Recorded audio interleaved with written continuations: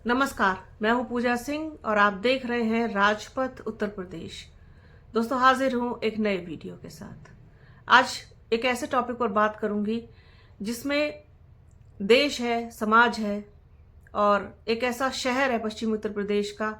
हालांकि हालात तो पूरे ही प्रदेश के ऐसे ही हैं, हर जगह के ही, लेकिन जहां की मुझे जानकारी प्राप्त हुई वही आप लोगों के साथ शेयर करूंगी।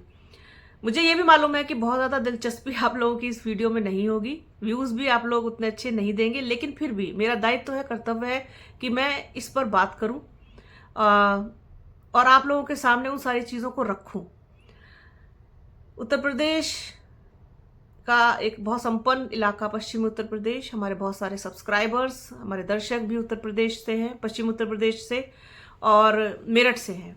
मेरठ से बहुत सारे दर्शक हैं हमारे, और बात आज मेरठ की होगी क्योंकि मेरा गृह जनपद, होम टाउन जो है वो मेरठ है। बचपन से देखा है मेरठ को, बहुत करीब से देखा है, पैदाइश यहीं की है और शिक्षा तो बहुत ज़्यादा मेरठ से नहीं हुई, लेकिन फिर भी मैंने यहाँ से अपनी पोस्ट ग्रेजुएशन की पढ़ाई की है।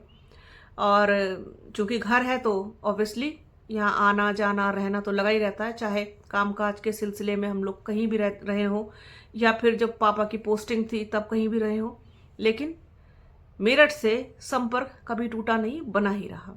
आज भी मैं मेरठ में ही हूँ इस समय जब ये वीडियो कर रही हूँ। तो बहुत संपन्न इलाका है पश्चिमी उत्तर प्रदेश का मेरठ, और कई चीज़ों के लिए विश्वविख्यात है।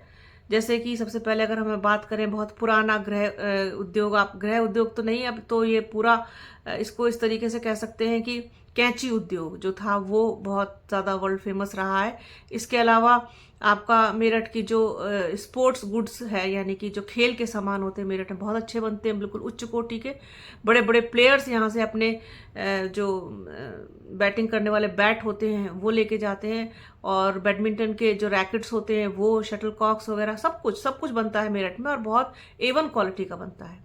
इसके अलावा आपका जो है ज्वेलरी डिज़ाइनिंग में भी मेरठ बहुत अग्रणी है। बहुत बेहतर डिज़ाइंस यहाँ पर गोल्ड की ज्वेलरी के बनते हैं। इसके अलावा खाने पीने की अगर बात करें तो यहाँ पर गुड़ से बनी हुई रेवड़ी और गजक वो बहुत दूर दूर तक फेमस है मेरठ की। तो कुल मिलाकर के बड़ा व्यापारिक केंद्र है मेरठ। उसके बावजूद हमेशा से उपेक्षा झेलता रहा है, मुझे ऐसा लगा। जितना डेवलपमेंट मेरठ का होना चाहिए था, क्योंकि दिल्ली से इतना नज़दीक है, सटा हुआ है और NCR है, लेकिन फिर भी मेरठ ने उतनी तरक्की नहीं की जितनी उसको करनी चाहिए थी। उसके पीछे के बहुत सारे कारण हैं, वो डिटेल में जाएंगे तो बात और बहुत लंबी हो जाएगी। आज जिस टॉपिक पर बात करनी है उसको देखते हैं। मेरठ में मेरे यहाँ पर अखबार आता है, 2 अखबार आते हैं, एक दैनिक जागरण, एक हिंदुस्तान। अभी 1 तारीख को जो दैनिक जागरण अखबार आया उसमें उन्होंने एक विशेष परिशिष्ट लगाया है, सफरनामा करके, पूरे साल का। दैनिक जागरण तो हालांकि एडवर्टीजमेंट ज़्यादा भरे हुए हैं, लेकिन इसमें इन्होंने जो लिखा है, जो लिखने की हिम्मत दिखाई है, जो सच्चाई लिखी है, जो वास्तविकता लिखी है, वो बहुत दिलचस्प है। उसी वास्तविकता ने मुझे मजबूर कर दिया, उसी सच्चाई ने मुझे मजबूर कर दिया कि मैं ये वीडियो करूं। पेज नंबर 1 और 2 पर तो एडवर्टीजमेंट है। तीसरे नंबर पर इन्होंने लगाया है कि संभावनाओं के शहर को चाहिए ईमानदार क्रियान्वयन, यानी कि एक्टिविटी जो है वो ईमानदार चाहिए संभावनाओं के शहर को। ये मान रहे हैं कि मेरठ संभावनाओं का शहर है और उसको उतने मौके नहीं मिले। इसके बाद मूलभूत सुविधाएं अब तक बेमानी, उम्मीदों पर इस साल भी फिरा पानी। बरसात सबके पोल पट्टी खोल के रख देती है, वो मेरठ की भी खोली, घुटनों घुटनों पानी। और मैं दिखाने की कोशिश करती हूँ, शायद आपको दिखे। देखिए, घुटने घुटने पानी में खड़े हुए लोग, और ये हेडिंग लगाई है। दैनिक जागरण ने बहुत हिम्मत की है इसको लगाने की, सच्चाई आप सबके सामने, हम सबके सामने रखने की। हवा में झूल रही है कनेक्टिविटी की अहम परियोजनाएं। कुछ जो फ्लाईओवर्स हैं, कुछ ब्रिजेस हैं, वो इनकम्प्लीट पड़े हुए हैं अभी तक, जिनकी उम्मीद जो है वो 2026 में की जा रही है। इसके बाद इन्होंने एक पेज बनाया है यातायात परिवहन का, जिसमें इन्होंने हेडिंग लगाई है कि बद इंतजामी के जाम ने पूरे साल रुलाया। मतलब भयंकर जाम से जो है वो त्रस्त रहा है मेरठ पूरे साल भर, ये इन्होंने इसमें लिखा है, लगाया है। और बहुत सारी चीज़ें हैं लिखी हैं इसमें कि दैनिक यात्री रोज के परेशान होते हैं। रफ्तार और रुकावटों के बीच चलता रहा मेरठ का सफर। वंदे भारत वाया अयोध्या वाराणसी से सीधा कनेक्शन करा है, ये भी लिखा है। लेकिन हेडलाइन लगाया है इन्होंने कि बदइंतजामी के इंतजाम ने पूरे साल रुलाया, यानी कि जाम ने मेरठ वासियों को पूरी तरीके से झिलाया। उड़ान हवा में, खंडपीठ पर अब भी सिर्फ आश्वासन। खंडपीठ जिसकी मांग एक लंबे समय से हो रही है। मेरठ में हाई कोर्ट बेंच चाहते हैं वकील, यहाँ के लोग, लेकिन वो सरकारें आई गई। सरकार ये वाली भी अपने 10 साल पूरे करने जा रही है, लेकिन मेरठ में हाई कोर्ट की बेंच अभी दूर दूर तक भी लोगों के लिए सिर्फ और सिर्फ सपना है, वो भी लिखा है इसमें इन्होंने। इसके बाद मेरठ में रैपिड रेल को लेकर के भी लिखा है, नमो भारत जिसका नाम है, कि नमो भारत चली नहीं, सिर्फ ट्रायल में दौड़ती रही। अभी साल भर से वो ट्रायल में ही दौड़ रही है। परतापुर तक आ गई है दिल्ली से शुरू होकर के, लेकिन अभी उसको सिवाया तक जाना है तो वहां तक नहीं जा रही, रोज ट्रायल में ही दौड़ रही है। लोग इंतजार करते रहे साल भर की चलेगी, लेकिन नहीं चली। अगले साल उम्मीद की जा रही है शायद चले, क्योंकि 2027 भी नजदीक आ जाएगा तब तक। इसके बाद सबसे ज्यादा जिसकी वजह से मेरठ सुर्खियों में रहा वो था नीला ड्रम। नीला ड्रम आपको याद होगा कि नीले ड्रम से सांप वाली साजिश तक साल भर लहूलुहान होता रहा मेरठ।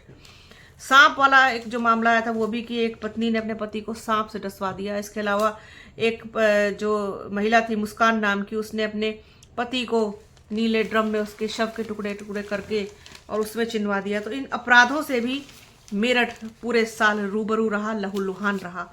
बहुत हिम्मत दिखाई है लिखने की। इसके बाद चौधरी चरण सिंह विश्वविद्यालय की ऊंची उड़ान और लंगड़ाती व्यवस्था। फेमस चौधरी चरण सिंह विश्वविद्यालय, जो पश्चिम उत्तर प्रदेश का दिल कह सकते हैं आप शिक्षा के क्षेत्र में, और इसकी पूरी व्यवस्था किस तरीके से लंगड़ाई और चरमराई हुई है वो भी इन्होंने लिखा है। इसके बाद इन्होंने लिखा है कि संसाधनों के अभाव में भी उनके खिलाड़ी, खेल विश्वविद्यालय तो शुरू हो गया लेकिन खिलाड़ियों को लिए अभी भी संसाधनों का टोटा है बुरी तरीके से। और इन्होंने एक और अगले दिन लिखा है, एक अलग से जो पेज होता है, कि 2/3 शहर का सीवर अभी खुली नालियों में ही बह रहा। ये भी लिखने की बहुत हिम्मत करी है इन्होंने, बहुत तारीफ के काबिल काम किया है कि सीवर की लाइन की जो हालत है वो किस तरीके से है। खुली नालियों में बह रहा है सीवर। बद इंतजामी के जो हालात हैं वो किस तरीके से एक एक चीज बयां कर रहे हैं मेरठ की, कि मेरठ कितना दंश झेल रहा है। जो शहर इतना बड़ा व्यापारिक केंद्र है, इतना राजस्व देता है, कि इतनी सारी चीजें उसकी वर्ल्ड फेमस हैं, और अंदर के हालात देखिए कैसे हैं।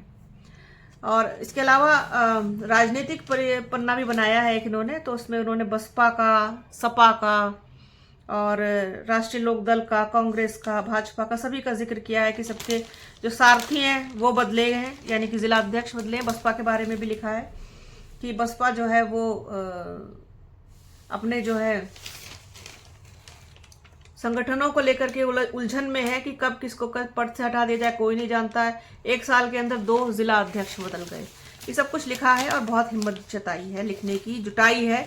और इसी तरीके से अगर सच बोला होता पहले ही तो इतने बुरे हालात बद से बदतर ना। चूंकि मैं मेरठ में हूँ, मेरठ से हूँ, तो ये परिशिष्ट मेरठ का था, तो मुझे लगा इस पर आप लोगों के साथ बात की जानी चाहिए, चर्चा होनी चाहिए इस पर कि इतना लिखा है। और इतनी हिम्मत लिखने की अगर करते रहें या की होती तो हालात कुछ और होते, या हालात कुछ और हो सकते हैं आगे भी। सच्चाई को तो पूरी बेबाकी के साथ सबके सामने आना ही चाहिए, और इससे किसी को डरना भी नहीं चाहिए। चाहे वो सरकार हो, पुलिस हो, प्रशासन हो, अगर आपकी कमियों को उजागर किया जा रहा है तो उस पर काम करने की जरूरत होती है, ना कि जिसने लिखा है उसको डराने की या धमकाने की। उसमें नाराज होने की क्या बात है। अगर आपने अच्छा काम किया है तो वाहवाही भी आपको मिलेगी, और अगर आपने कुछ जो ऐसे काम है जो बहुत जिम्मेदारी के साथ किए जाने चाहिए, और उससे अगर आपने नजरें चुराई हैं, आप उससे बचे हैं, आपकी जवाबदेही जहां तय होती है और आप जवाब से बच रहे हैं, तो उसका भी आपको सामना करना चाहिए। जिस तरीके से एनडीटीवी के पत्रकार ने कैलाश विजयवर्गीय, जो इंदौर के नगर विकास मंत्री है, उनसे सवाल पूछने की हिम्मत की, और उसके बाद जो मंत्री जी का जवाब था उस पर जो रिएक्शन किया, वास्तव में अगर वो रिएक्शन बहुत ईमानदारी से इतने सालों में किया होता तो हालात इतने बदतर तो ना होते कि बच्चे, छोटे छोटे बच्चे, निर्दोष मासूम लोग प्रदूषित गटर का, सीवर का पानी पी करके मरने के लिए मजबूर होते। कम से कम इतने बुरे हालात तो ना होते। तो ये सारी चीज़ें, ज़मीर को जिंदा रखिए, ज़मीर को मत मरने दीजिए। इतना पूछा, इतना कहा, पत्रकारिता कब चाटुकारिता में बदल गई पता नहीं चला, लेकिन एक लंबा अरसा हो गया। अब उस अंतरात्मा को एक बार फिर से करवट लेने की ज़रूरत है, उसको झकझोर देने की ज़रूरत है। तो ये मुझे लगा कि इस पर बात होनी चाहिए, लिखा है। तो बहुत साहस किया है लिखने का, तो आप लोगों तक भी पहुँचे, न सिर्फ मेरठ बल्कि जो दूसरे शहर हैं वहाँ पर भी, क्योंकि हालात तो सभी जगह के एक जैसे ही हैं। तो आज के इस वीडियो में फ़िलहाल इतना ही। वीडियो कैसा लगा कमेंट बॉक्स में ज़रूर बताइएगा। वीडियो को प्लीज़ पूरा देखिएगा, ज़्यादा से ज़्यादा शेयर कीजिएगा। हमारे चैनल के साथ बने रहिए। चैनल को लाइक कीजिए, शेयर कीजिए, सब्सक्राइब कीजिए। बेल आइकन घंटी जैसी आकृति ज़रूर दबाइएगा, जिससे कि आने वाले वीडियो का नोटिफिकेशन आपको मिल सके। वीडियो को प्लीज़ जो है उसको आप शेयर ज़रूर कर दीजिएगा। अपना और अपनों का बहुत ख्याल रखिए। जल्द मिलूंगी आपसे एक नए वीडियो में, एक नए मुद्दे के साथ, एक नई चर्चा में। तब तक के लिए जय हिंद।